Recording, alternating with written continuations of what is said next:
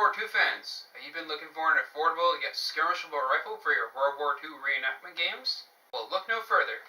Today we're going over the AGM MP44, also known as the Sturmgewehr. This is manufactured by AGM and distributed by ASG. For the purposes of this review, the magazine is completely empty of rounds, the chamber has already been cleared, and there is no battery in the stock. As usual, we'll start with the back of the rifle and work our way forward.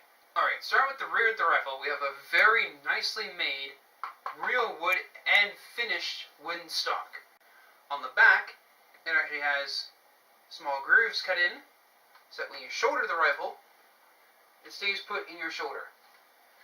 Also, it has two steel caps on the corners to reinforce it, just like the real one.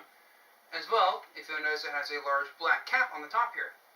On the original Sturmgewehr used in the Second World War, this was a storage compartment used for tools and cleaning devices. And, like the real one, there's a storage compartment here. The stock can also be removed to house your battery.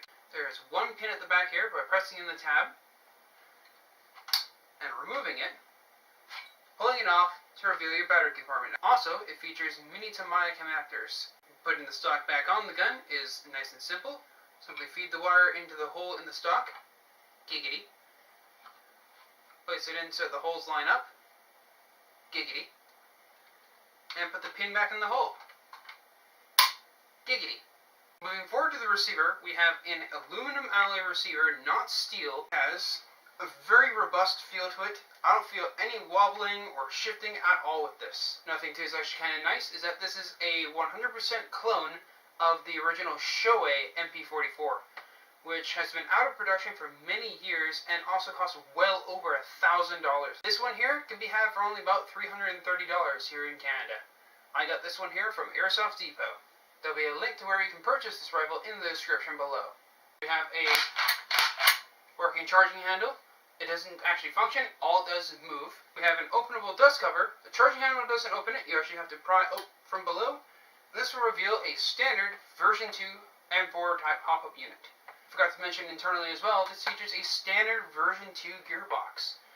So all of your parts compatibility, your motors, gearbox shells, tappet plates, cylinders, cylinder head, all those are standard version 2 compatible.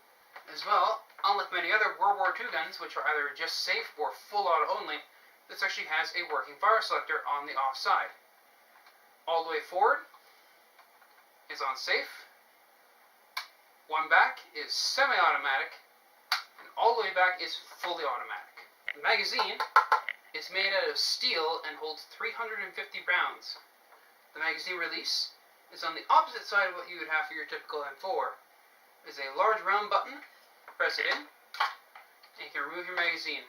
Another nice touch of the magazine is that it has almost like a feed lip type of appearance on top, as well as the door to place your BBs. Moving forward of the receiver, just about everything on here is made of steel. I actually took a magnet to this thing. The handguard, gas tube, gas assembly, gas rod, barrel, thread protector, and the front sight are all constructed out of steel. This rifle weighs almost the same as a real unloaded MP44. This weighs about 10.5 pounds. The rifle comes with a standard diameter barrel, not a type bore, but it still has a lot of range and accuracy out of the box, as it has an AK length inner barrel. Another nice touch as well, if you want to do it as well, is that it has an AK style thread protector on the front. All you do is press a small pin down, rotating the thread cover, to reveal 14mm counterclockwise threads, to which you can mount any sort of suppressor, or if you can actually find one, a period-specific suppressor, which would make this look quite badass. The front sight is not really adjustable at all. However, the rear sight is adjustable for elevation, in the exact same manner that you would in AK-47. Alright, this is the Chrono Test for the AGM MP44. I'll be using 0.20 gram Elite Force BBs, and a 7.4 volt Turnigy LiPo. 445.4, 425, 425, 433, 432, 432, M438. Well, this thing shoots impressively hard out of the box at 420 to 440 feet per second, which means that for the vast majority of fields, you're going to need to downgrade this before you can play them.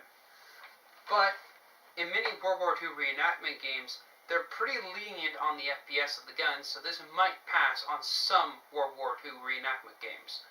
But it'd be a good idea to downgrade this down to less than 400 feet per second. Despite that, the trigger response is nice and crisp even on a 7.4 volt LiPo, and it didn't seem like the gearbox was straining in order to push that powerful spring. I hope you guys like this review. If you like World War II guns and want to see me review some more guns, be sure to like, comment, and subscribe to my channel. This is Dice the Dice Airsoft, and I'll see you guys next time.